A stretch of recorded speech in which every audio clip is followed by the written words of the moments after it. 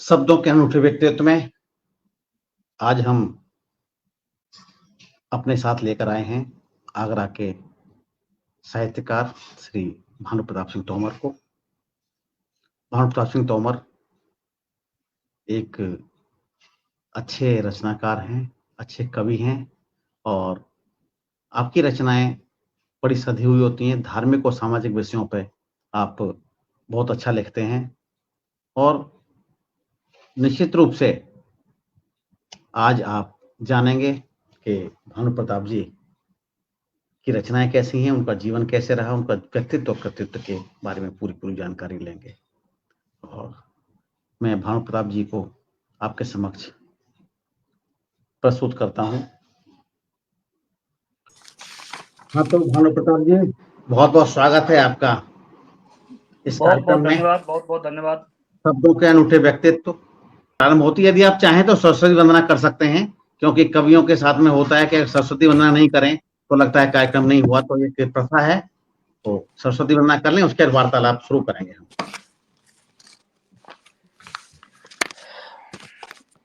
बहुत बहुत धन्यवाद। हे बीड़ा वादिनी मात शारदे, मुझ पर ये उपकार करो। हे बीड़ा वादिनी मात शारदे, मुझ पर ये उपकार करो। चरणों में है नमन तेरे माँ, वंदन ये स्वीकार करो। चरणों में है नमन तेरे माँ, वंदन ये स्वीकार करो। जब भी कलम चले मेरी माँ, जब भी कलम चले मेरी माँ, देश का बस गुणगान लिखे। लिखे भगत सिंह की कुर्बानी, राणा का स्वाभिमान लिखे। अमर शहीदों की गाथा लिखने का स्वप्न साकार करो। चरणों में है नमन तेरे माँ, बंधन ये स्वीकार करो। कि झांसी की रानी का पराक्रम, नेताजी का जोश लिखूं। आजादी के हर दीवाने को है माँ सरफरोश लिखूं। मेरे लेखन में भारत का हे माता संचार भरो। चरणों में है नमन तेरे माँ, बंधन ये स्वीकार करो। शब्द शब्द मेरा हो शारदे, शब्द शब्द मेरा माँ शारदे, भारत माँ को अर्पित हो। मेरी रचना का हर अक्षर देश को मेरे समर्पित हो। मेरी कलम में केवल है माँ, मेरी कलम में केवल है माँ, देश का यश गान भरो। चरणों में है नमन तेरे माँ, वंदन ये स्वीकार करो। वंदन ये स्वीकार करो। हे वीणा वादिनी मात शारदे, मुझ पर ये उपकार करो। चरणों में है नमन तेरे माँ, वंदन ये स्वीकार करो। बीड़ा पाड़ी को नमन करते हुए मैं रचना बहुत माता अच्छा, को बहुत अच्छी रचना। आपकी माँ निश्चित रूप से पटल पर विराजमान हो गई हैं और माँ शारदे के वंदन।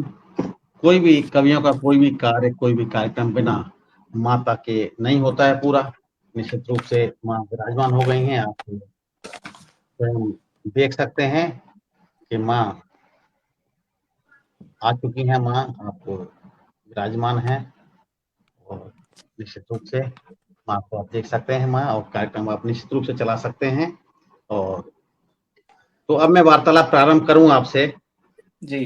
भानु प्रताप जी, पहला प्रश्न सबसे पहले किसी भी रचनाकार से या किसी व्यक्ति से, चाहे वो रचनाकार हो, चाहे और भी कोई सेलिब्रिटी हो, चाहे हमारा मित्र हो, जब पहली बार मिलते हैं तो यही जानना चाहते हैं कि आपका जन्म कहाँ हुआ और आपके माता पिता के बारे में कुछ संक्षिप्त में बताएं। मैं भानु प्रताप सिंह तोमर, मेरे पिताजी का नाम श्री जगवीर सिंह तोमर और माताजी श्रीमती स्नेहलता तोमर। मेरा जन्म आगरा जिले के डौकी ग्राम पंचायत के ग्राम मड़ी में हुआ और प्रारंभिक शिक्षा भी मेरे गांव में हुई। मेरे पिताजी उत्तर प्रदेश राज्य परिवहन निगम में तैनात थे। जी जी, और बहुत अच्छा, बहुत अच्छा, बहुत अच्छा। और माता जी? प्रारंभिक माता जी घरेलू महिला हैं। हाँ, घरेलू उन्होंने हम महिलाएं, सबके बहुत लालन अच्छी। पालन में विशेष ध्यान दिया। जी जी, हाँ, निश्चित रूप से, पिताजी निश्चित रूप से। जी जी। बहुत। और उसके बाद प्रारंभिक शिक्षा के बाद में पास में ही जब इंटरमीडिएट का नंबर आया तो पास में धमसरी कस्बा है, वहाँ से मैंने इंटरमीडिएट किया। जी जी हाई स्कूल किया, सॉरी, और इंटरमीडिएट मैंने शमशाबाद से एपी इंटर कॉलेज से किया। जी ग्रेजुएशन आगरा यूनिवर्सिटी से किया, उस जो डॉक्टर अंबेडकर विश्वविद्यालय आगरा से। जी। हाँ। ग्रेजुएशन और पोस्ट ग्रेजुएशन वहाँ से किया। जी जी उसके बाद मैं जॉब में आया, इंजीनियरिंग के क्षेत्र में जॉब करने लगा। और मैंने विभिन्न फर्मों में लगभग 10 साल तक जॉब की। उसके बाद में व्यवसाय में थोड़ी सी रुचि थी, शुरू से मन में था कि अपना कुछ काम करेंगे, इरादा था। तो वो भी शुरुआत करी और गुड़गांव में फर्म बनाई। और आज वो फर्म सभी के सहयोग से बहुत अच्छी तरह चल रही है, सब परिवार की तरह से सभी लोग साथ देते हैं। और रहा कवि बनने का, तो प्रारंभ से ही मेरी रुचि कविता और गीत लेखन में थी, जिसको शायद मेरे आसपास के लोग कोई नहीं जानते हैं। मैं अपनी रचनाएं लिखता था और कॉपी में, किताब में जब मन हुआ लिख लिया और रख दिया। एक दो मित्र शायद होंगे जो थोड़ा बहुत इस चीज़ से परिचित थे। और उसके बाद में धीरे धीरे करके फिर कार्यों में व्यस्त हो गए तो वो चीज़ छूटती गई। अब मैं जब थोड़ा सा जीवन शैली अपनी लाइन पे आई, लगा कि हाँ अब हम कुछ समय दे सकते हैं, तो ये एक संयोग ही है कि जो साक्षात्कार करता है श्री आदरणीय राणा जी, हम दोनों ने एक कंपनी में साथ में कार्य भी किया था। ये मेरे से काफ़ी उच्च पद पर आप तैनात थे, तो वहाँ से हमारा परिचय था। तो राणा जी के टच में आने के बाद में, उनके संपर्क में आने के बाद में, इन्होंने मुझे बहुत प्रोत्साहित किया। और आज मैं इस साक्षात्कार तक भी पहुंचा हूँ या कुछ लिखने लगा हूँ, तो उसका पूरा श्रेय आदरणीय प्रबल प्रताप राणा जी को जाता है। क्योंकि नहीं तो जी, भानु मुझे जी, लगता नहीं था बिल्कुल कि आपकी मैं बात। जी जी, आपकी बात है, आपके अंदर था, बहुत कुछ था आपके अंदर। आप जब साथ में काम करते थे तो आपकी जो अप्रोच थी, आपका जो कृतित्व था आपका, और आपका जो पर्सनालिटी थी, वो पर्सनालिटी और लोगों से बहुत अलग थी। और जो अलग पर्सनालिटी होती हैं वो कहीं ना कहीं किसी क्षेत्र में अलग काम करने वाली होती हैं। और प्रतिभा तो हमेशा आगे आती है। अब अलग बात है कि समय है, ईश्वर ने हर चीज का समय निश्चित कर रखा है। यदि आप उसका श्रेय कुछ प्रतिशत मुझे देना चाहते हैं तो ये आपका बड़प्पन है आपका। नहीं तो निश्चित रूप से आपकी मेहनत है, और आप जितना मेहनत से कार्य कर रहे हैं, जिस अलग अलग कार्यक्रम आपके साथ जाता हूं मैं, आपकी और प्रशंसा सुनता हूं लोगों के रूप से। मैं जब अगला कार्यक्रम में हूँ, लेकिन कार्यक्रम दूसरे लोग तारीफ करते हैं कि भानु प्रताप जी की जो प्रस्तुतिकरण है, भानु प्रताप जी का जो लेखन है, भानु प्रताप का जो प्रस्तुतिकरण का गायन है या उसको संगीत की जानकारी है, वो बहुत अच्छी है। तो वो निश्चित रूप से सीना गर्व से चौड़ा होता है, और निश्चित रूप से आप बहुत ही अच्छा कर रहे हैं। लेकिन चूंकि साक्षात्कार है, आपके व्यक्तित्व को हमें सिर्फ जैसा है वैसा ही सब पब्लिक के सामने, अपने श्रोताओं को सामने रखना है। तो मेरे संस्मरण से नहीं चलेगा, मेरे बहुत से संस्मरण आपके साथ में काम किया उसमें संस्मरण है। कभी समय होगा उन पर भी चर्चा करेंगे। मैं चाहता हूँ हमारे कार्यक्रम का विस्तृत रूप आता है तो इस विषय में चर्चा करेंगे। अभी सिर्फ मैं समझता हूँ कि एक साहित्यकार की बातें हैं, तो एक साहित्यकार के बारे में बात करें तो अच्छा है। तो आपने बताया कि आपका जन्म आगरा में हुआ था, और आपने एक बार ये भी बताया था कि हमारा क्षेत्र वो क्षेत्र है जहां से बिहड़ शुरू हो जाता है। तो निश्चित रूप से शुरू हो जाता है, मैंने भी वो क्षेत्र थोड़ा थोड़ा देखा हुआ है। लेकिन बिहड़ क्या शुरू हो जाता हमारे है, यहाँ से आगे थोड़ा दूर है। हाँ, आगे जाके वहां से 25-30 किलोमीटर आगे जाने के बाद फिर वो हाँ हाँ। प्रारंभ हो जाता है। तो जी जी। हालांकि आपका एरिया तो काफी विकसित है, हाँ। तो लेकिन कभी जब जो डॉकी क्षेत्र था, कोई जमाने में जो क्षेत्र आपका था, उस क्षेत्र में पहले आज से 30-40 साल पहले निश्चित रूप से थोड़ा सा पर्याय था, एक क्योंकि था। लेकिन स्वाभाविक सी बात है, वहां से आकर एक अच्छे परिवार में जन्म लेकर, अच्छे परिवार में जन्म लेने के बावजूद व्यक्ति क्या होता है, घमंड में ना रहे, और आप पढ़ाई पूरा करें, पढ़ाई पूरा करके नौकरी करें, फिर व्यवसाय में भी आ जाए। ये बहुत बड़ी बात होती है व्यक्ति की, कि कहीं भी परिवार का जो उच्च स्थान होता है, उच्च स्थान से कहीं डिगे नहीं, उच्च स्थान का उपयोग सिर्फ अपने विकास के लिए करे, वो एक बहुत बड़ी चीज होती है। तो आपने बताया शिक्षा, आपकी प्रारंभिक शिक्षा वहीं पे हुई थी, और उसके बाद में आपने फिर आगे बढ़े, आगे से आगरा विश्वविद्यालय तक गए, जिसका नाम अब भीमराव अम्बेडकर विश्वविद्यालय हो गया है। पहले आगरा विश्वविद्यालय था और उसके बाद आपने तकनीकी फर्मों में काम किया और अपनी फर्म आपने एक कंसल्टेंसी की, जो कि भवन निर्माण की कंसल्टेंसी देती है, उसकी आपने फर्म किया। बहुत अच्छा काम कर रहे हैं निश्चित रूप से। और ये बहुत अच्छी बात है कि दो तरह के लोग साहित्य में आते हैं। एक लोग तो ये होते हैं कि जो कि साहित्य में ही आते हैं, अपने जीवन के दूसरे धनोपार्जन के कार्य नहीं कर पाते हैं। दूसरे वो होते हैं कि जो कि धनोपार्जन के कार्य करते हुए उसमें सक्षम होने के बाद में साहित्य में समय देते हैं, तो ज्यादा अच्छी तरह मैनेज कर पाते हैं। तो आप दूसरी श्रेणी में हैं तो अच्छी मैनेज करेंगे और उसको अफोर्ड भी कर पाता है। साहित्य बहुत सस्ता सौदा नहीं है, साहित्य बड़ा महंगा सौदा है, और तो उसके लिए समय भी देना पड़ता है, पैसा भी खर्च होता है, और तभी आप दुनिया के सामने अपनी और समाज के दूसरे लोगों की बातें रख पाते हैं। तो फिर भी बात प्रश्न दोबारा आ जाता है, आपने बताया लिखना शुरू किया था और आपने सक्रिय साहित्य जीवन, आपने कहा कि अभी शुरू हुआ है आपका, कुछ वर्ष पूर्व हुआ है, और लिखते लगातार थे आप, अच्छा लिखते थे, ये तो मुझे पता है।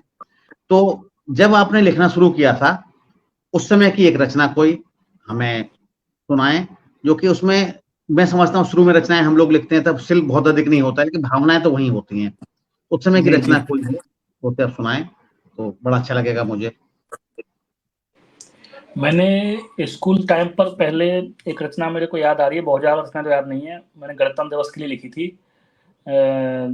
कुछ लाइन शायद याद आए तो, गणतंत्र दिवस है आज याद करो वीरों को, गणतंत्र दिवस है आज याद करो वीरों को, स्वतंत्र भारत है आज याद करो वीरों को, उन वीरों ने देश की खातिर अपने प्राण गंवाए, आज़ादी को गए वीर जो नहीं लौट कर आए, दिल में खींचो तस्वीर याद करो वीरों को, गणतंत्र दिवस है आज याद करो वीरों को। तो ये कुछ पंक्तियां थी, क्योंकि ज्यादा उस समय के बाद में गैप बन गया और वो चीजें जी, याद हाँ, नहीं है। स्वाभाविक सी बात है। भावना यही थी कि एक बालक जो कि अभी हाई स्कूल में है या इंटरमीडिएट में, उसमें रचना लिखता है, तो उस वक्त यदि आह्वान करता है समाज का, तो निश्चित रूप से अच्छी बात है, क्योंकि बच्चे तो याद करने से डरते हैं, बच्चे तो याद करना सोचते हैं, तो मुझे, और वो बच्चा अगर अपने साहित्य में या लिखने को कहे कि याद करो, यानी निश्चित रूप से कहीं ना कहीं उस चीजों का महत्व, वो भी आपने कविता भी राष्ट्रीय, एक हमारा जो कि राष्ट्रीय पर्व है उसके ऊपर कविता लिखी है आपने, तो निश्चित रूप से अच्छी बात है। तो एक बात अब आती है आगे, जनरल जो होती है, कि आप किस विधा में लिखना अधिक पसंद करते हैं? मैंने अभी तक ऐसा कुछ कोई डिसाइडेड नहीं है कि भाई ये विधा है या वो है। वैसे ज्यादातर मैंने जो मेरा रुझान है, एक तो देशभक्ति गीतों पर रचना, जो देशभक्ति होती है। हाँ, ओज का तो आजकल, ओज तो देखिए आजकल दो विषय बहुत ऊपर चल रहे हैं, एक तो ओज और धार्मिक। धार्मिक यानी भगवान का, धार्मिक मतलब कोई फिरकेबाजी नहीं, हाँ। हिंदू मुस्लिम से मतलब नहीं, धार्मिक अपने धर्म का, ये बहुत चल रहे हैं। तो निश्चित रूप दोनों ही का अच्छे मतलब एक विषय हैं, तो आप, मैं समझता हूँ दोनों में लिखते हैं। उसके अलावा और कौन चीज टच करते हैं जरा? मैं श्रृंगार लिखता हूँ। हाँ, श्रृंगार, श्रृंगार तो हर कवि का प्रिय विषय होता है, पर हर कवि श्रृंगार न तो लिख पाता है न प्रस्तुत कर पाता है। तो श्रृंगार तो कठिन कार्य है, पर आप उसे करते हैं तो बहुत अच्छी बात है निश्चित रूप से। तो तो श्रृंगार यही आप लिखते हैं, तो जी श्रृंगार लिखते हैं, तो एक श्रृंगार में रचना आप सुना दें एक। जी जी।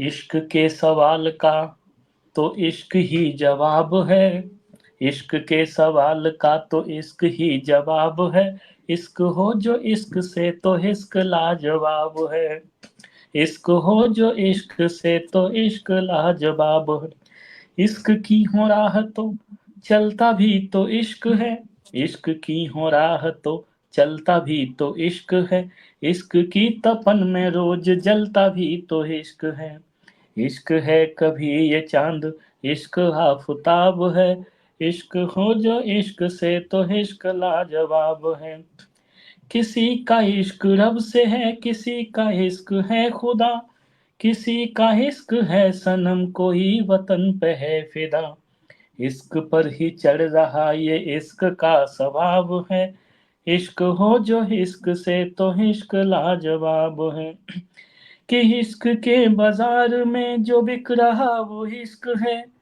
इश्क के बाजार में जो बिक रहा वो इश्क है, हुस्न की निगाहों में जो दिख रहा वो इश्क है, इश्क ही तो पढ़ रहा ये इश्क की किताब है, इश्क हो जो इश्क से तो इश्क लाजवाब है, इश्क के जुनून में जो चढ़ रहा वो इश्क है, इश्क में जो दिन रात बढ़ रहा वो इश्क है, इश्क की आंखों में बस इश्क का खिताब है, इश्क की आंखों में बस इश्क का ही ख्वाब है, इश्क हो जो इश्क से तो इश्क लाजवाब है, इश्क हो जो इश्क से तो इश्क लाजवाब है। धन्यवाद। बहुत अच्छा निश्चित रूप से आपने प्रेम के ऊपर लिखा और उसकी विद्वता ये कि किसके क्या विशद होता है प्रेम, कैसे होता है प्रेम, और प्रेम किस का महत्व क्या है जीवन में अपने हिसाब से। तो एक बात और प्रश्न आता है कि आप अलग अनेक विधाओं में लिखते हैं, आप श्रृंगार लिखते हैं, आप देशभक्ति लिखते हैं, और आप देशभक्ति के साथ साथ सामाजिक विषयों पर अच्छा लिखते हैं और धार्मिक लिखते हैं। एक और प्रश्न आता है कि साथी रचनाकार या स्थापित रचनाकारों को पढ़ने का आपको कितना अवसर मिला है, उससे क्या कुछ महत्व रहा है आपके जीवन में, बाकी दूसरे कवियों को लेखकों को पढ़ने में, यानी पाठ्यक्रम के लेखक कवि होते हैं उनको पढ़ने में, या अभी आजकल कुछ प्रसिद्ध कवि हैं उनको सुनने में पढ़ने में। आजकल पढ़ने से अधिक सुनने का हो गया है, पहले सभी पढ़ते थे, तो पढ़ना और सुनना दोनों की बात करता हूँ। तो अब कैसी रुचि लगती है आपको, किनको पसंद करते हैं, किनको आप महत्वपूर्ण समझते हैं अपने अलावा दूसरों की रचनाएं पढ़ने में? अगर पुराने कवियों में देखा जाए तो मेरे जो पसंदीदा कवि हैं वो राष्ट्र कवि आदरणीय रामधारी सिंह दिनकर जी। वाह, उनकी मैंने रचनाएं कुछ पढ़ी भी हैं, और बाकी तो मैं जब भी मौका मिलता है तो पढ़ तो आप जो आप कह रहे हो सत्य बात है कि पढ़ तो कम ही पाता हूँ, सुन जरूर लेता हूँ। जब भी मौका मिला मोबाइल पर यूट्यूब खोला और जो पसंद आया, जो रचना अच्छी लगी वो सुन ली, या कभी सर्चिंग करते हुए कोई रचना सामने आ गई तो वो सुन ली, पढ़ ली, या जो भी है। और बाकी पुस्तकें पढ़ने का समय तो कम ही मिल पाता है। हाँ, कम मिल पाता, लेकिन ठीक है, आदत में डालें। हम भी प्रयास करते हैं अभी कि कुछ पढ़ पाए, पर जितना अधिक पढ़ते हैं उतना लिखने का। लोग तो क्या सोचते हैं कि दूसरी कविताएं पढ़ेंगे तो उसकी जैसी लिखेंगे, ऐसा नहीं है। पढ़ने से क्या होता है कि देश काल में अलग अलग कैसे समय क्या कविताएं लिखी गई, किस तरह लेख लिखे गए, क्या नाटक लिखे गए, और उसके पश्चात उन्हीं चीजों को या उनमें से कहीं से कोई चीज हमें घटनाओं का पता चलता है, विषयों का पता चलता है, उन विषयों को अपनी भावनाओं के हिसाब से, अपनी जानकारी के हिसाब से, अपने शब्दों के हिसाब से जब प्रस्तुत करते हैं तो निश्चित रूप से कहीं ना कहीं एक नया सृजन हो जाता है। वो सृजन, हर सृजन अनूठा होता है, मैं तो ये मानता हूँ। जैसे हमारा कार्यक्रमकार है शब्दों के अनूठे व्यक्तित्व, मेरी नजर में हर व्यक्ति अनूठा है, क्यों?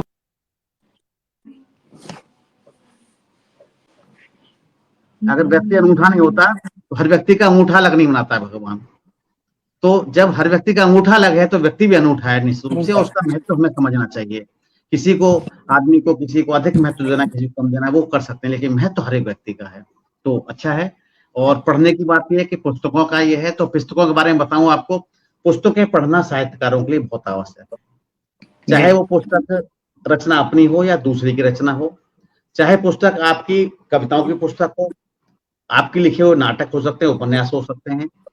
तो आप जब दूसरों का पढ़ेंगे तो स्वाभाविक सी बात है, जो क्षमता आपकी है या जो रुचि आपकी, सेम रुचि बाकी साहित्यकारों में भी होगी। जैसे मान लीजिए अगर मेरी कोई पुस्तक आती है, साझा संकलन आता है, उसमें 20 कवियों की रचनाएं हैं, तो वो 20 कवि तो अपनी रचना के साथ साथ बाकी 20 कवियों की रचना पढ़ेंगे। जी जी। तो आजकल तो बहुत अच्छी सुविधा है कि साझा संकलन होते हैं, कम से कम एक पुस्तक में आप 20 लोगों की रचना पढ़ लेते हैं। लेकिन हमें ये भी डेवलप करना चाहिए कि हमारी आजकल नई पुस्तकें छपें, नई पुस्तक छपने के बाद में उन्हें हम खरीदें और पढ़ें।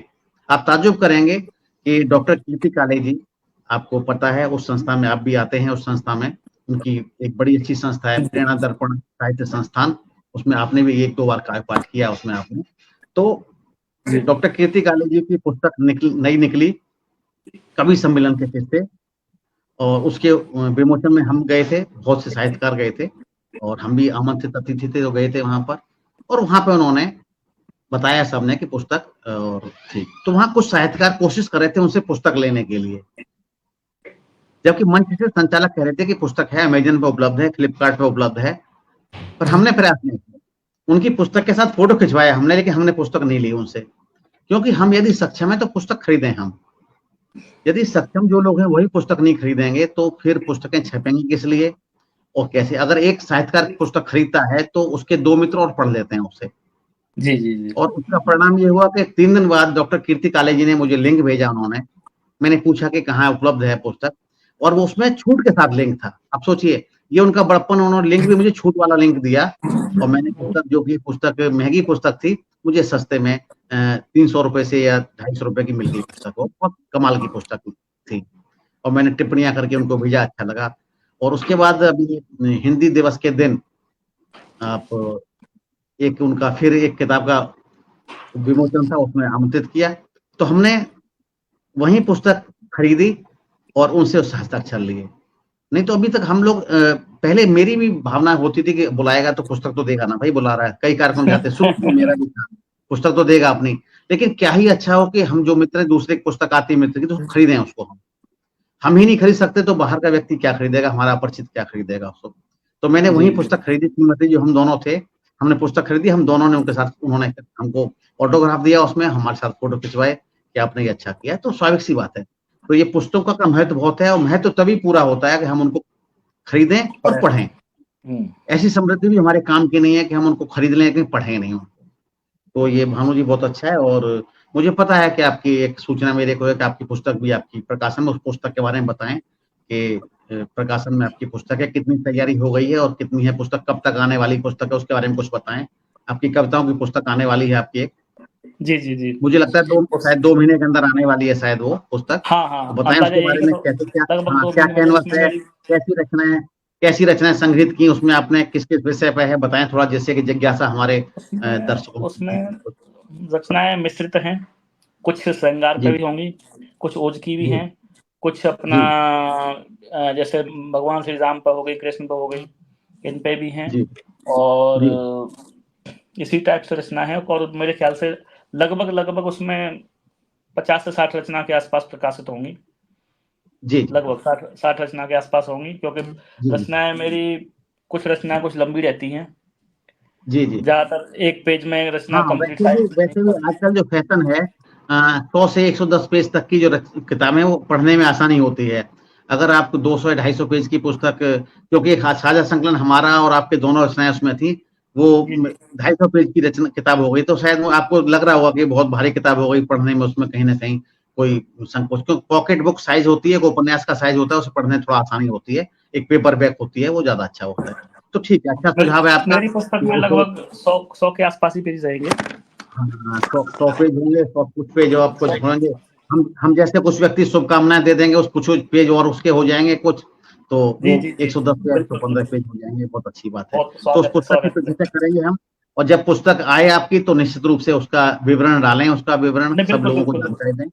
और बिल्कुल वैसे विवरण आपके कई साझा साझा करेंगे सबके संकलन आ साथ में। चुके हैं, साझा संकलनों में मुझे मालूम है कि मेरे रचनाएं, आपकी रचनाएं कई साझा संकलनों में साथ साथ है, वहां हमने पढ़ा है आपको। जी, तो जी, जी। एक जानकारी देंगे जब आप इस कार्यक्रम के बाद में अपने YouTube चैनल के बारे में, भले ही उसमें कम आपके हों, आपका इंस्टाग्राम अकाउंट और आपका फेसबुक अकाउंट, क्योंकि आपको सुन रहे हैं फिर भी जब तक लिंक नहीं होता है, बिना लिंक के आदमी वहां तक नहीं पहुंच पाता है। तो हमारे जी, जो भी जी, जी। दर्शक इस कार्यक्रम को बाद में देखें, वो भी आप लिंक से आप तक पहुंच पाए, वो आप अवश्य दीजिए। क्योंकि जो रचनाकार आते हैं पटल पर आने के बाद में, वो अपनी जानकारियां साझा नहीं करते।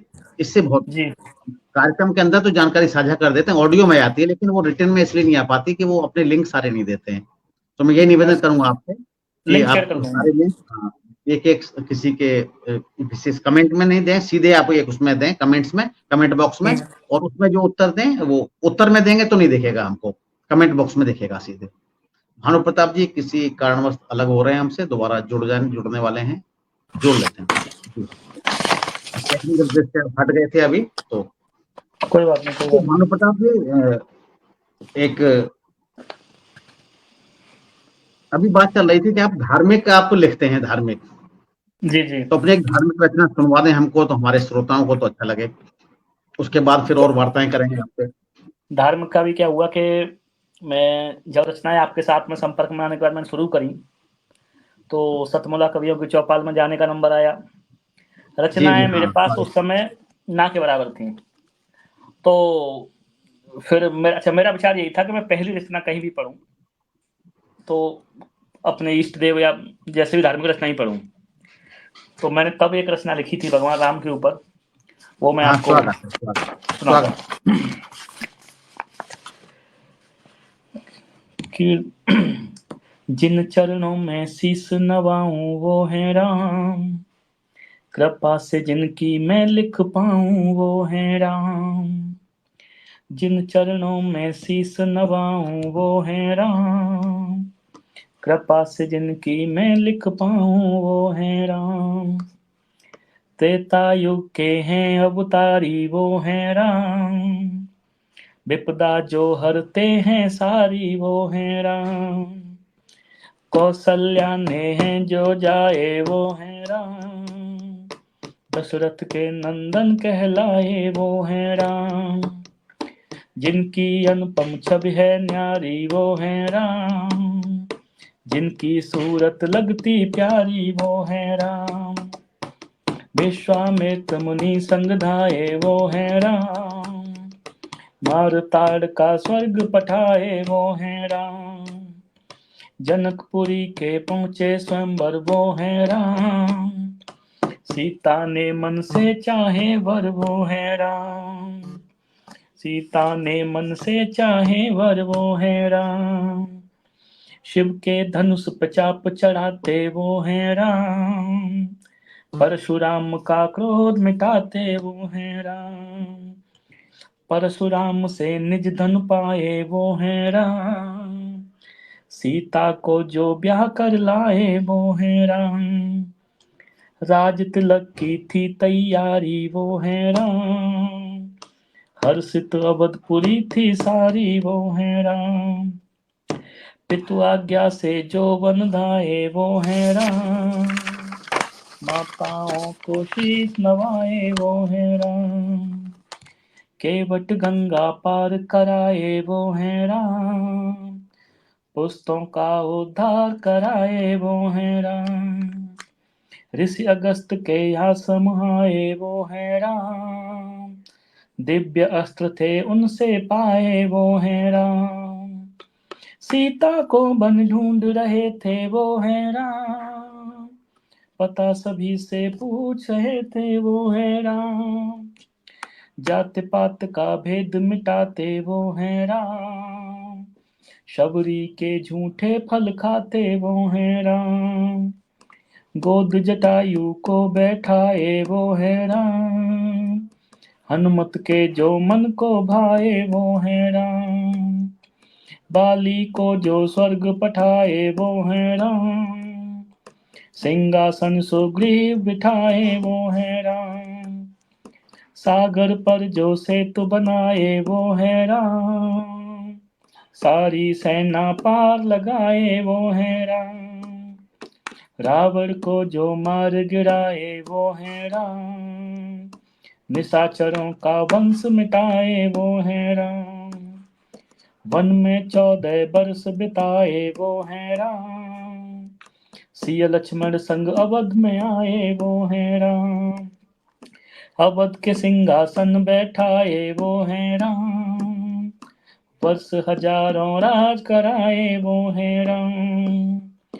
अंत में अपने राम को धाये वो है राम, अवधपुरी में सब गति पाए वो है राम।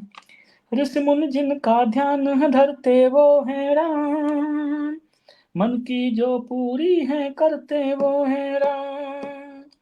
शिव शंकर भी जिनको ध्याते वो है राम, जिनके देव सदा गुण गाते वो है राम। भक्तों के जो मन को भाते वो है राम, बिगड़े सारे काज बनाते वो है राम। मर्यादा के हैं पुरुषोत्तम वो है राम, सारी सृष्टि में है उत्तम वो है राम। मानवता का पाठ पढ़ाते वो है राम, हर मानव को धर्म सिखाते वो है राम। सारी सृष्टि के संचालक वो है राम, जन जन के हैं जो पालक वो है राम। जिनका मैंने है गुण गाया वो है राम, जिनका कोई पार न पाया वो है राम, सब पर सदा कृपा बरसाते वो है राम, मेरे सबकी नैया पार लगाते वो है राम, मंदिर जिनका भव्य बन गया वो है राम, धाम अयोध्या फिर से सज गया वो है राम, चूक कोई हो क्षमा मुझे बस करना राम, अपने प्रेम से झोली सबकी भरना राम, सारे मिलकर प्रेम से बोलो जय श्री राम, आज बंद मुट्ठी को खोलो जय श्री जय श्री राम, राम। राम राम जय राम, राम जय राजा राम, राम राम जय राम, राम जय सीताराम, जय श्री राम। जय श्री राम, जय श्री राम। बहुत अच्छी रचना। और हमारे साथ जुड़े हुए हैं श्री आर्यन सिंह जी, छोटू सिंह प्रजापति जी, देवेंद्र सिंह राव जी, अरुणा राणा जी और मानव सिंह राणा जी लगातार उत्साहवर्धन आपका कर रहे हैं। सभी को सभी आपकी का बहुत रचनाएं बहुत बहुत धन्यवाद। पसंद आ रही हैं। सभी अपने सभी का लगातार बहुत कमेंट दे रहे बहुत हैं, धन्यवाद। तारीफ कर रहे हैं। और भगवान राम की बात जब करें तो बिरला ही होगा उससे पसंद नहीं आएगी। तो हमारे सभी साथी आपकी रचनाओं को पसंद कर रहे हैं और निश्चित रूप से आपकी रचनाएं अनूठी हैं, अनूठे व्यक्तित्व हैं। तो अब हम जानना चाहेंगे आपके साहित्यिक जीवन का कोई विशेष संस्मरण, जिसे सोचते हैं कि आप साझा करना चाहते हैं, साहित्य में कोई मोड़ आया हो, साहित्य में ये ऐसा संस्मरण आया हो, ऐसा व्यक्ति कोई मिला हो, आपको लगा हो कि व्यक्ति अच्छा है कोई, या अभी लग रहा है कि उस व्यक्ति के साथ में आपको कोई मीटिंग की है आपने, कोई या अच्छा रचनाकार आपको मिला है, या आपको चेंज आ रहा है कोई, उसको कोई संस्मरण आपको अगर कोई सुनाना चाहें तो बहुत अच्छा लगेगा। अब दिक्कत ये है कि साक्षात्कार लेने वाले उनका ही नाम बार बार आना है। साक्षात्कार कोई और ले रहा होता और फिर मैं नाम ले रहा होता तो कितना अच्छा हो रहा होता। कुछ लोग ये सोचेंगे सामने है इसलिए इनका बार बार नाम लिया जा रहा है। एक्चुअली ये है साहित्य जीवन में जो मेरा मोड़ था वो स्पष्ट है कि वो मोड़ आपकी वो टेलीफोनिक कॉल जिस पर हमारी बात हुई थी जी। वही मोड़ था। वहीं से आज लोगों के सामने मैं पहुंच पाया हूं। नहीं मैं कहीं हो सकता है लिखता भी बाई चांस अगर पहले तो लिखता ही नहीं शायद, क्योंकि व्यस्तता में अगर उलझे रहो तो व्यस्तता बनी रहती है, खत्म नहीं होती। जी। समय निकलता है तो निकल ही जाता है। अब ऐसा शेड्यूल बन गया है कि मैं ऑफिस में भी होता हूँ, दफ्तर में होता हूँ, कभी टाइम मिला तो अब ये नहीं है कुछ और, कभी समय मिला 10 मिनट कंप्यूटर पे लगाए और कोई मन में आ गया रचना लिख दी। आज मैं बाई चांस लेके नहीं आ पाया। एक कल माँ शारदे की स्तुति जो मुझे लग रहा है मेरे मन से बहुत सुंदर मैंने लिखी है और वो सिस्टम में ही ऑफिस में रह गई। हाँ। और एक रचना आज भी लिखी थी, वो गांव को लेकर थी। अच्छा। तो वो भी वो सिस्टम में ही वो रचना ठीक थी। मतलब ये है कि जब जैसे बनता है मैं लिख लेता हूँ। तो उसके लिए मैं पूरा श्रेय आपको दूंगा कि आपके आने के बाद में ही मेरा साहित्यिक जीवन थोड़ा है। लेकिन भानु जी बताऊं आपको मैं कि हो सकता है कि मैं एक साधन रहूं, आपको उस वक्त मिला जिस वक्त आप साहित्य में दोबारा आए, लेकिन अभी मुझे पता है अच्छी तरह से आप अभी कई सारे साहित्यकारों के अच्छे संपर्क में हैं, जैसे प्रवीण आर्य जी हैं सतमोला के। भाई मेरा ये है कि जितना परिचय मेरा आपसे उतना ही परिचय आपका उनसे है। मेरी कार्यशैली है, आपकी भी कार्यशैली है। तो अभी आप बड़ी अच्छी तरह से जब प्रवीण आर्य जी बात करते हैं तो आपके बारे में बात करते हैं। और जैसे आपका हमारे डॉक्टर भगत जी हैं, उनसे आपका परिचय हुआ, वो भी आपसे समान, मुझको और आपको समान स्नेह देते हैं। वो भी एक है, वो अच्छा पटल है और अच्छे लोग हैं, वो आपको नियमित कार्यक्रमों में आपको बुलाते हैं। सतमोला के कार्यक्रम नियमित आप जाते जाते हैं। एक हमारे मित्र हैं निर्दोष जैन लक्ष्य जी, वो भी आपको याद करते हैं। जितने मेरे मित्र हैं उतने आपके मित्र हैं। तो निश्चित रूप से जीवन में भी ऐसे लोग जुड़ रहे हैं आपके साथ में कि वो लोग आपको पसंद करते हैं और चर्चा जब मुझसे करते हैं कि हाँ भाई भानु जी को आप लेकर आइए, तो इसका लेकर आइए, इसका भानु जी पसंद आ रहे हैं उनको। और देखिए हो सकता है कि एक बार मैं आपको लेके गया हूँ, 10 बार ऐसा होगा कि वो भानु जी को बुलाएंगे और उनको मजबूरी मुझे बुलाना पड़ेगा साथ में कि भानु जी को, राणा जी आप भानु जी को लेके आइए। तो स्वाभाविक सी बात है, भानु जी बुलाएंगे तो मुझको तो बुलाएंगे ना, बाई डिफॉल्ट में आपके साथ जाऊंगा मैं। तो ये आपका साथ रहने से भी मुझे बहुत लाभ है निश्चित रूप से। और बाकी अपना सब दर्पण पटल है जो हमारे संस्थापक अध्यक्ष जो हैं मानव सिंह राणा जी, उनका भी आपको पूरा सहयोग मिलता है, पूरा आपको। और वो जो आप सहयोग जो मिलता है वो इसी तरह से आप वहां जुड़े हैं, आप पटल के भी संरक्षक भी हैं आप, तो निश्चित रूप से एक उसे कहते हैं बाई जो हो सकता है कि जितने पटल होते हैं संस्थाएं, उनके जो संरक्षक होते हैं वो कोई ना कोई उद्योगपति होता है, तो इस रूप में भी आप जुड़े हैं तो बहुत अच्छी बात है। लेकिन एक साहित्यकार के रूप में मानव सिंह सुलझे व्यक्तित्व हैं वो अच्छा ओज लिखते हैं, अच्छा सामाजिक लिखते हैं, और साथ साथ जो वो एक कथाकार जो होता है, हमारी आपकी चर्चा पहले हो रही थी, एक बार ऑनलाइन चर्चा भी कर लेते हैं, बुराई नहीं है जी। जो अच्छा कथाकार होता है वो अच्छा कवि कभी बन सकता है, कवि भी बन सकता है, क्योंकि कवि को बहुत बड़ा कैनवस नहीं फैलाना पड़ता है।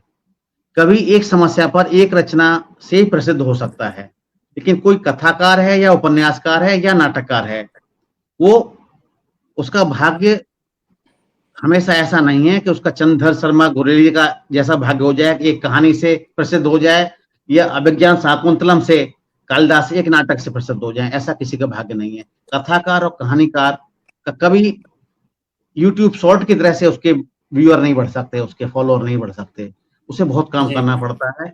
तो आप देखते हैं महादेवी वर्मा थी, वो अच्छी कवित्री तभी बन सकी कि वो बहुत अच्छी कथाकार, गद्य बहुत अच्छे लिखते थे, गद्य। हाँ, आचार्य रामचंद्र शुक्ल थे, गद्य ही लिखते थे, उन्होंने रचना कभी पद्य लिखा नहीं, लेकिन अच्छा लिख सकते थे।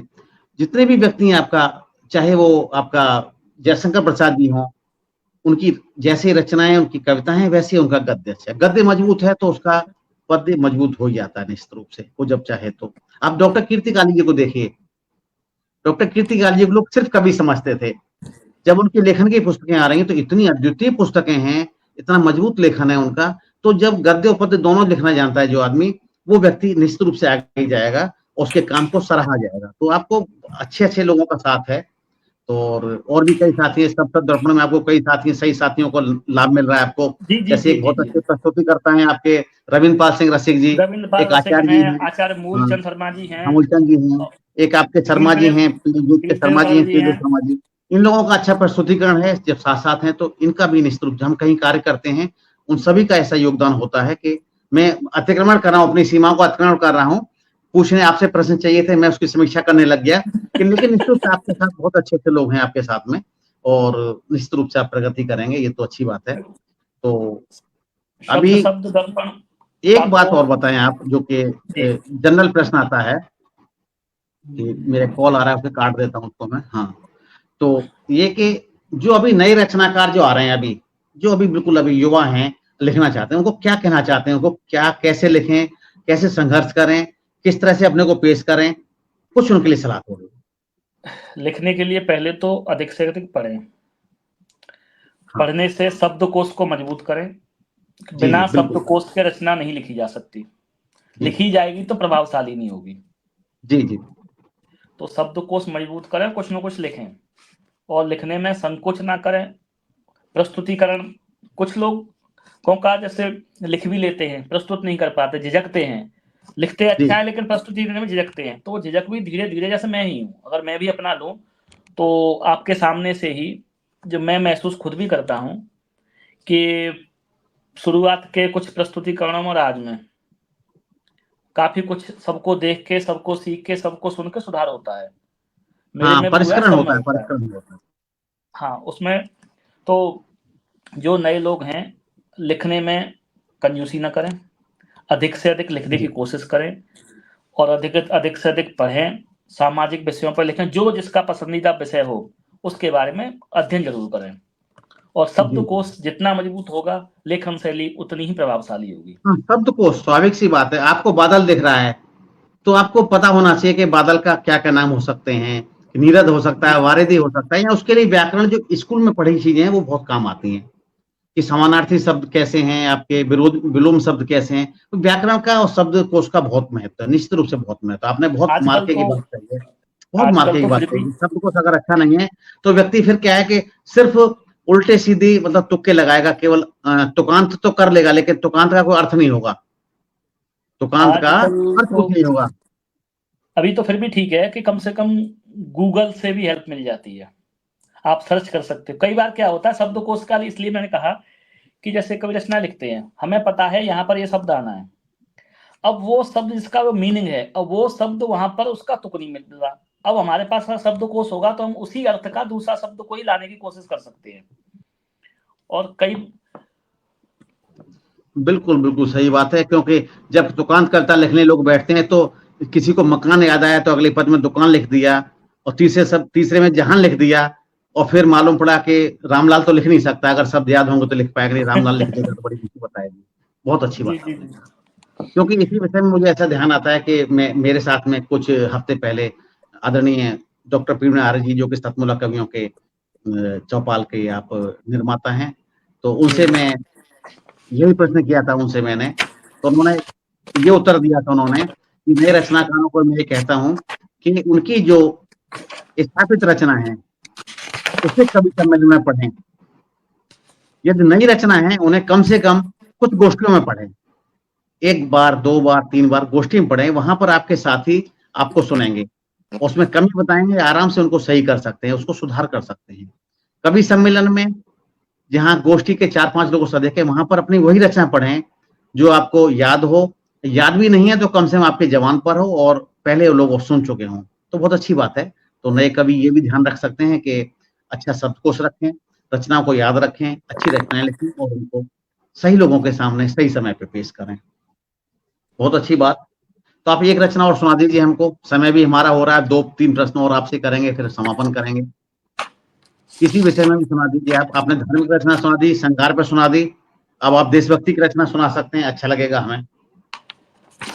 देशभक्ति सुना देता हूँ। पहले मैं अभी आपको एक रचना पिता पर अपनी सुनाता हूँ, पसंद से उसके बाद रचना कोई सुनाइए, अपनी पसंद से सुनाइए, क्योंकि आज का दिन आपका है, आपके बारे में जानना है, आपके विचार जानने हैं, आपके कृतित्व जानना है और आपके जीवन के बारे में जानना है। नहीं, जो अभी आपको मैं सबसे अधिक पसंद हो उसको सुनना पसंद करेंगे हम। देशभक्ति सुनाऊंगा, लेकिन पहले मैं एक पिता के ऊपर रचना सुनाता हूँ।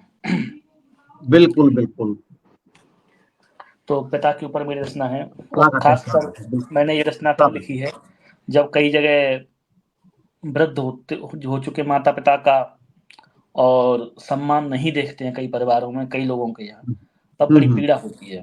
जी जी, तो तब मैंने वहां से एक रचना लिखने की कोशिश की है कि स्वागत है, स्वागत है। निज माता पिता के चरणों में प्रथम तो मेरा वंदन है। निज माता पिता के चरणों में प्रथम तो मेरा वंदन है, उनके चरणों की माटी भी मेरे लिए तो चंदन है। आपकी आवाज कुछ कम आ रही है, कुछ कम आ रही है, थोड़ा आवाज तेज करनी पड़ेगी आपकी थोड़ी सी, किसी कारण धीमी आ रही थी आवाज। मैसेज बीच में डिस्टर्ब करती है। हाँ हाँ, इसी वजह से आवाज कम। निज माता पिता के चरणों में प्रथम तो मेरा वंदन है, उनके चरणों की माटी भी मेरे लिए तो चंदन है। और रचना आगे शुरू होती है। एक पिता पालक होता है चार चार संतानों का, एक पिता पालक होता है चार चार संतानों का, वृद्ध हुआ तो घूंट पी रहा फिर क्यों वो अपमानों का। जिनके पालन पोषण में ही उसने उम्र गुजारी है, उनको ही ना दिखती क्यों उस बूढ़े की लाचारी है, उस बूढ़े की लाचारी है। बड़े नाज से याद करो उसने तुमको पाला था, बड़े नाज से याद करो उसने तुमको पाला था, गिरने से पहले ही आकर उसने तुम्हें संभाला था, गिरने से पहले ही आकर उसने तुम्हें संभाला था। अपना सर्वस्व लुटाया उसने तुमको कमी न आने दी, अपना सर्वस्व लुटाया उसने तुमको कमी न आने दी। आंखों में चाहे कुछ भी हो तेरे नमी न आने दी, तेरे नमी न आने दी। तेरी फीस जमा करने को मेहनत पूरी करता था, तेरी फीस जमा करने को मेहनत पूरी करता था। तेरे स्वप्न सभी हों पूरे वो मजदूरी करता था, वो मजदूरी करता था।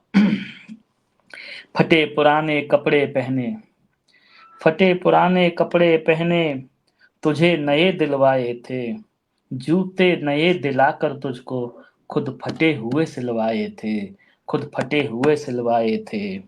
जो कुछ भी तू आज बना है वो सब पिता की मेहनत है, जो कुछ भी तू आज बना है वो सब पिता की मेहनत है। सर पर हाथ पिता का होना ये भी ईश्वर की रहमत है, ये भी रब की रहमत है। तेरे सुख में ही वो सुखी हैं, तेरे सुख में ही वो सुखी हैं, तेरे दुख में रोते हैं। ईश्वर के समकक्ष जगत में मात पिता ही होते हैं, ईश्वर के समकक्ष जगत में माता पिता ही होते हैं। माता पिता जब बुजुर्ग होते हैं तो बच्चों से चाहते क्या हैं, वो मैंने 4 लाइन लिखी है, वो आपको सुनाता हूँ। धन दौलत की चाह नहीं है, क्योंकि धन दौलत तो हम उनको क्या दे देंगे, हम कभी कुछ दे ही नहीं सकते, हमारी औकात ना आज है ना कल होगी। धन दौलत की चाह नहीं है, थोड़ा उनके पास रहो। धन दौलत की चाह नहीं है, थोड़ा उनके पास रहो। उनके मन की बात सुनो, अपने मन की बात कहो। थोड़ा समय निकालो अपना, बैठो उनके पास जरा। थोड़ा समय निकालो अपना, बैठो उनके पास जरा। यही चाहते हैं वो केवल, बस कर लो एहसास जरा। बस कर लो एहसास जरा, बस कर लो एहसास जरा। धन्यवाद। बहुत अच्छी पिताजी के ऊपर अपने रचना सुनाई, और इसी रचना से एक प्रश्न निकलता है कि आपने माताजी और पिताजी से क्या-क्या शिक्षाएँ ली, और आपके जीवन में क्या महत्व है पिताजी और माताजी दोनों का? रचना में तो आपने बोल दिया रचना में, लेकिन व्यक्तिगत रूप से प्रश्न पूछता हूँ जब, तो व्यक्तिगत रूप से माताजी और पिताजी का तो जो रोल वैसे तो सबके जीवन में जो होता है, वो उस रोल की किसी से तुलना ही नहीं की जा सकती।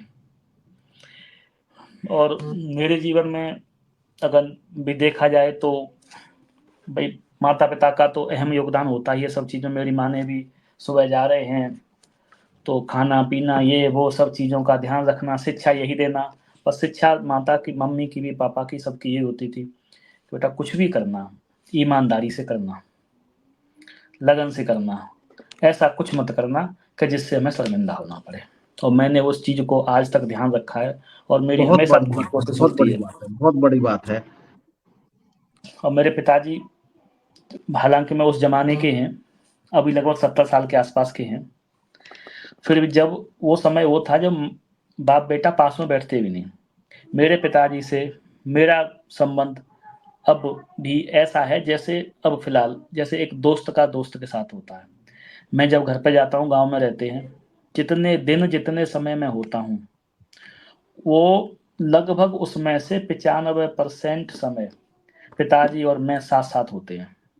चाहे हम खेत पे बहुत जा बड़ी, रहे हैं, चाहे हम बहुत बड़ी कहीं बात है। बैठे हैं, चाहे घर में बैठे हैं, चर्चा चल रही है, कुछ भी चल रही है, लेकिन हम दोनों साथ में ही होते हैं। मैं 5 मिनट भी ओझल हुआ और उन्होंने आवाज लगाई कहाँ गया। हुँ। मेरा तो अब मैं उसको वर्णन कर ही नहीं सकता, बट किस्मत का कुछ खेल है कि उनसे कुछ दूरी पर रहना पड़ रहा है, मजबूरियां हैं, और वो नहीं मैं ये आवश्यक है, चाहता नहीं था। देखिए विकास के लिए आवश्यक है, विकास के लिए, और जब भी वो आप जाके मिलें, वो आपसे आके मिलें, वो अलग बात है। उनको भी ज़िम्मेदारियाँ हैं, वो ज़िम्मेदारी को नहीं करते, लेकिन मन से अगर हैं तो अब शरीर कोई काम वो नहीं है। जब आप मिलें और अधिक समय देंगे, निश्चित रूप से ये तो अच्छी अभी बात भी है। मेरा, मुझे जब भी समय मिलता है, मैं कहीं घूमने फिरने में इतना शौकीन नहीं हूँ। जो भी जी, समय निकलता है, कभी भी 1 दिन का, 2 दिन का, मैं सीधा गाँव जाता हूँ।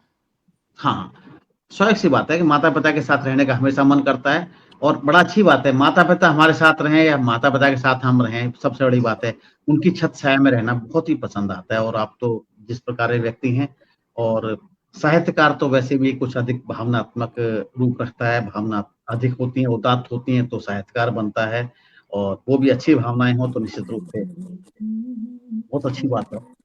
तो हमेशा माता-पिता की शिक्षा आपको बनी रहे हमेशा, और उनकी बात मानते रहें, ये हमारी आपके लिए आशीर्वाद है। और आगे बढ़ते हैं। अब चूँकि बहुत एक नितांत व्यक्तिगत प्रश्न था, और व्यक्तिगत के साथ-साथ थोड़ा-सा इमोशनल था। एक हल्का-सा प्रश्न आता है कि आमतौर पे जनरल शब्द आता है कि बच्चे उद्दंड होते हैं, या बच्चे बहुत पढ़ने वाले होते हैं। तो बहुत-बहुत अच्छे-अच्छे बच्चे, गंभीर बच्चे भी होते हैं, कई बार पढ़ाई के समय या उसके बाद में। तो कभी बचपन में या किशोरावस्था में कहीं कोई चीटिंग या मज़ाक में कभी ऐसा हुआ है, कभी कोई चीटिंग या चोरी या ब्लफ कभी करने का, या उनके साथ रहने का कभी ऐसा कोई अवसर हुआ है तो बताएँ? नहीं, नहीं, बस यही नहीं हुआ। हाँ, ये तो हमारा बहुत अच्छी बात मेरा है। काम जैसे सुबह से शाम तक या तो पढ़ना या फिर जी, घर के कामों में सहयोग करना। बहुत खेल-कूद अच्छा, में बहुत भी अच्छा। रुचि मेरी बहुत लिमिटेड थी। उतना ही थोड़ा बहुत खेल-कूद लिए, नहीं तो जो समय मिला घर के कामों में मदद करना हुँ, हुँ, हुँ। और अपना पढ़ाई करना। जी जी। बस यही था। तो ऐसा कोई भी मेरे को कोई वाकया याद नहीं आ रहा कि इस टाइप का कुछ रहा हो। ये तो बहुत अच्छी बात है, मतलब क्योंकि एक प्रश्न होता है आजकल आधुनिक उसमें कि किसी का अगर है तो पूछ लेते हैं, लेकिन जब माता पिता का ऐसा हो अनुशासन और प्रेम, तो निश्चित रूप से मैं नहीं समझता हूँ कभी ऐसा अवसर आएगा व्यक्ति को चीटिंग करनी पड़े या कभी धोखा करना पड़े किसी के साथ में। और इवन देन हमारे माताजी पिताजी तो ये भी सिखाते थे कि चलो तुम्हारे साथ किसी ने गड़बड़ कर दिया तो उसे भूलने का प्रयास करो, सतर्क रहो, जैसा उसने किया ऐसा करने का कभी कोशिश मत करना। तो ये जब इस प्रकार की शिक्षाएं जब मिलती हैं व्यक्ति को, तो फिर कहाँ अवसर मिलता है कि वो व्यक्ति कुछ गलत काम करेगा। निश्चित रूप से बहुत अच्छा, बहुत अच्छा। तो हमारा कार्यक्रम समाप्ति की ओर है। 10:04 हो गए हैं, तो एक आखिरी प्रश्न आपसे पूछेंगे, उसके पश्चात आपसे एक रचना लेंगे हम। तो आखिरी प्रश्न पूछते हैं कि सब दर्पण साहित्यिक समूह के दर्शकों को आपका कोई एक संदेश जो आप देना चाहें। सब दर्पण समूह मेरे लिए तो परिवार की तरह है, तो मैंने इसलिए कहीं भी अभी तक बिल्कुल अपने साक्षात्कार में भी उसका नाम नहीं लिया, क्योंकि ये तो मेरा परिवार ही है, और इसमें कोई शक वाली बात भी नहीं। जब जी कहीं जी। भी हमारे कार्यक्रम होते हैं, कहीं भी जाते हैं, तो हमें ये कभी मन में नहीं आता कि हम किसी कार्यक्रम में जा रहे हैं।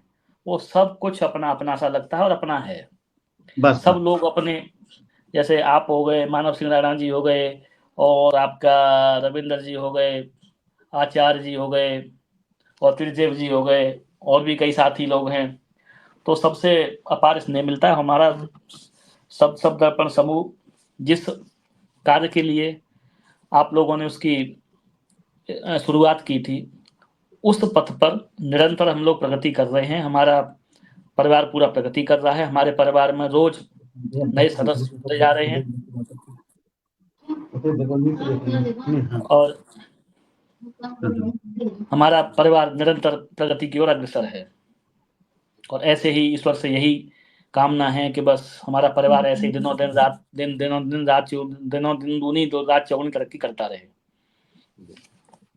बहुत अच्छी बात है, आपका संदेश बहुत अच्छा है कि इसके कार्यक्रम के बाद में आपकी जो दुआएं हैं वो सबको लगें, सब अपना समूह भी आगे बढ़े, इसके सदस्य भी आगे बढ़े, सबको आपकी शुभकामनाएं मिलें सबको। और अब मैं अंत में चाहूंगा कि आप अपनी एक रचना, अभी हमारे पास 6 मिनट है 1 घंटे कार्यक्रम में। हमारा कार्यक्रम का शेड्यूल 40 मिनट का होता है, लेकिन मैक्सिमम समय रामबाली होगी। हाँ रामबाली रचना का एक अंतरा सुना दें, फिर देशभक्ति। एक अंतरा सुना दें रामबाली रचना का। वो रामबाली श्रीमती कौन सी अरुणा सुना? की विशेष इच्छा है उनकी, रामबाली उसी रचना की एक अंतरा सुना दें उसका, फिर देशभक्ति की सुना दें। जी जी जी।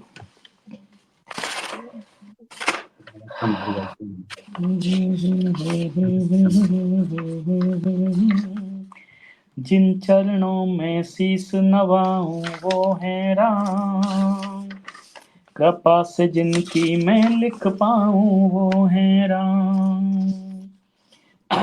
त्रेता युग के हैं अवतारी वो है राम, विपदा जो हरते हैं सारी वो है राम।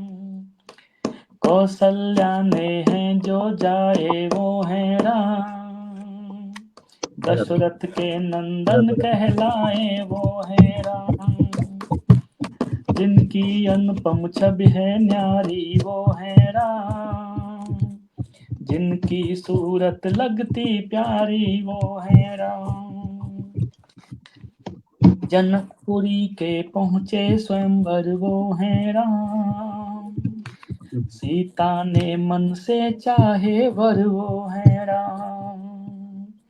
शिव के धनुष पर चाप चढ़ाते वो है राम, परशुराम का क्रोध मिटाते वो है राम। राज तिलक की थी तैयारी वो है राम, हर्षित अबदपुरी थी सारी वो है राम। पितु आज्ञा से जो बन जाते वो है राम, माताओं को शीश नवाते वो है राम। जय श्री राम, जय श्री राम। अब एक देशभक्ति की रचना प्रस्तुत कर दें जिसकी बहुत दरकार है हमें, और उसके पश्चात हम विदा लेंगे आपकी देशभक्ति रचना के बाद में। जान से प्यारा हमें तिरंगा, ऊंची उसकी शान रहे।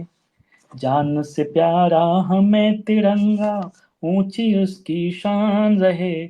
दुनिया का सिरमौर हमेशा मेरा हिंदुस्तान रहे। दुनिया का सिरमौर हमेशा मेरा हिंदुस्तान रहे। योग और विज्ञान की भाषा दुनिया को सिखलाई थी। शून्य दशमलव की गणना भी हमने ही बतलाई थी।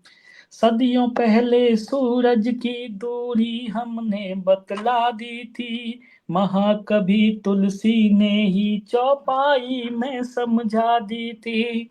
इतनी सी ख्वाहिश है अपना भारत देश महान रहे।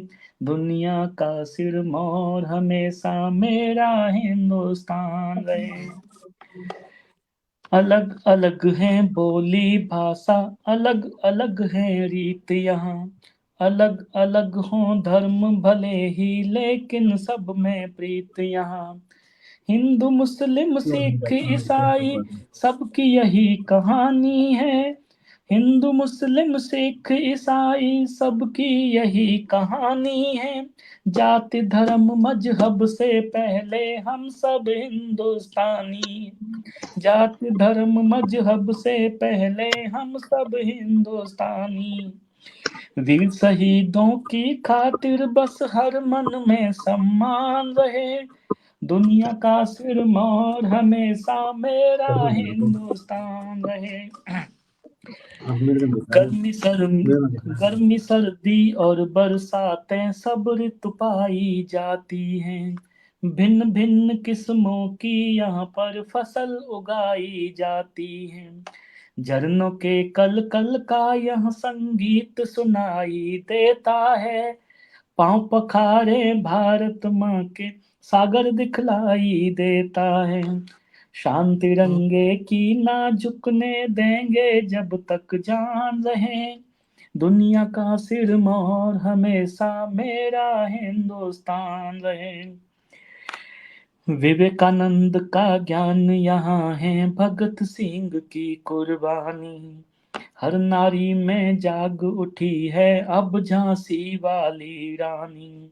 वीर शिवाजी का है शौर्य और राणा का स्वाभिमान यहाँ।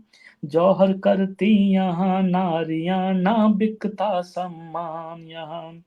जन्म लिया पावन माटी में, जन्म लिया पावन माटी में, बस इतना अभिमान रहे। दुनिया का सिरमौर हमेशा मेरा हिंदुस्तान रहे। दुनिया का सिरमौर हमेशा मेरा हिंदुस्तान रहे। जय जय हिंदुस्तान, जय जय वीर जवान, जय जय हिंदुस्तान।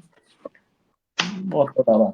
जय भारत, जय भारत, जय भारत। बहुत अच्छा आज का आपसे साक्षात्कार रहा। आपके बारे में जाना हमने, आपकी रचनाएं सुनी हमने, आपने श्रृंगार की रचना सुनाई, आपने वीर रस की रचना सुनाई, आपने देशभक्ति की रचना सुनाई, आपने राम जी की रचना सुनाई और सबसे सर्वाधिक आपने पिताजी के ऊपर रचना सुनाई।